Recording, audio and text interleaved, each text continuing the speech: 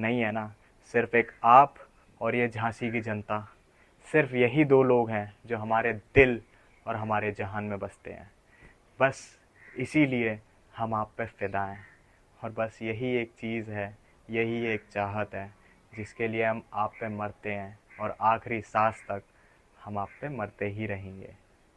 अच्छा छोड़िए ये सब, बहुत कर ली आपने हमारी तारीफ। वैसे आप जानते हैं, आप तो थे नहीं इधर, तो राजमल जी की बेटी की शादी हो गई है। अरे वाह, हमारी बिटिया की शादी हो गई है, और आपने हमें अब बताया। चलिए कोई नहीं। वैसे आशा करते हैं कि आप गई होंगी तो शादी काफ़ी अच्छी तरीके से संपन्न हुई होगी। और शादी के साथ साथ और क्या किया आपने?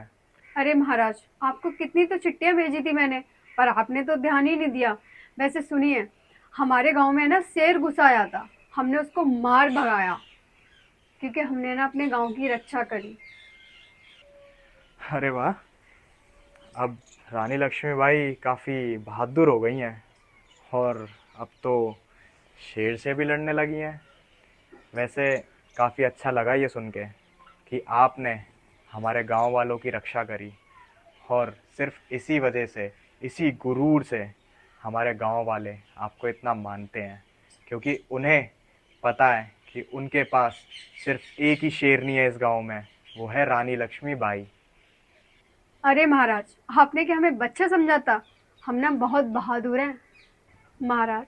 जितना आप सोचते हैं ना, उससे बहुत ज्यादा बहादुर हैं हम। वैसे आपसे उम्मीद यही थी हमें। और रानी लक्ष्मीबाई बहादुर ना हो तो कैसे काम चलेगा?